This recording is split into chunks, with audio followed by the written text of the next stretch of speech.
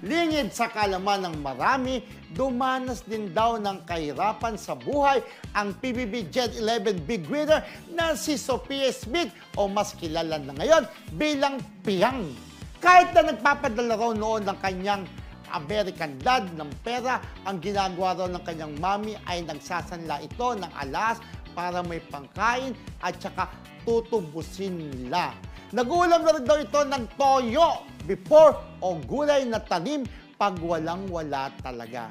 Laking probinsya rin pala itong si Piang mula Laguna. Oo, Talbog. ayan. Very ano to ha, si Piang.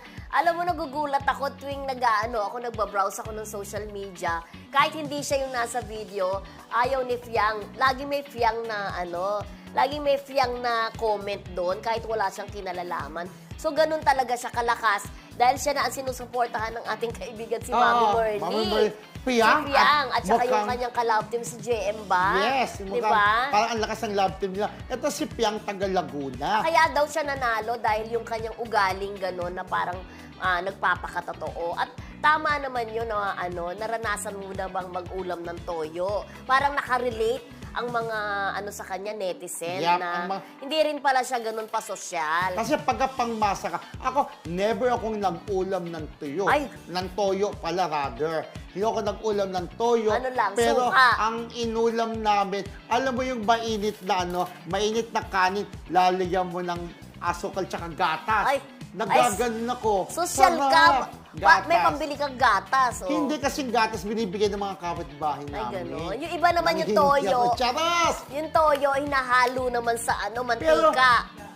Pero hindi ko naranasan, pero gusto ko, kasi dati naalala ko, nag-ulam kami ng tuyo. Alam mo yung toyo, dried fish matawag doon, tuyo. Tapos sinusubuhan pa ako, di ba, hindi, ito talaga toyo. Toyo, pero, at saka bukod sa toyo, asin. Sabi niya. Huwag mo na pagsamahin ng toyo at asin, parehong maalat yun. Yun nga inuulam niya, sabi niya, ni Piang, di ba? Tapos since taga-bukid sila, meron silang mga tanim-tanim, may mga gulay-gulay. Yun ang kinakain niya. At maganda rin sa bukid, di ba? Libre rin mga kain-kain mga ulam doon, mga vegetables, di ba? At yun nga, nagsasanla daw sila. Promising itong si Piang, ha? In fairness, lahat kaya talaga ng sumikat. mga videos niya sa TikTok, ang dami-dami. Million views. Sabi nga nila, ito raw ang susunod na talagang important star. Correct. Ng ABS-CBN. Kasi sa dami ng ang lawak ng kanyang fandom, di ba? Agree kayo sa akin. Kapag napapad ko yung mga videos nila ni JM, ang cute-cute nila talaga, pinagkakaguluhan silang dalawa in fairness. At saka, ang ganda-ganda niya, kaya naman pala, may lahing abroad, di ba? Yung tatay niya ay foreigner, di ba? Yes, Pero yun nga, at sabi nga sa mga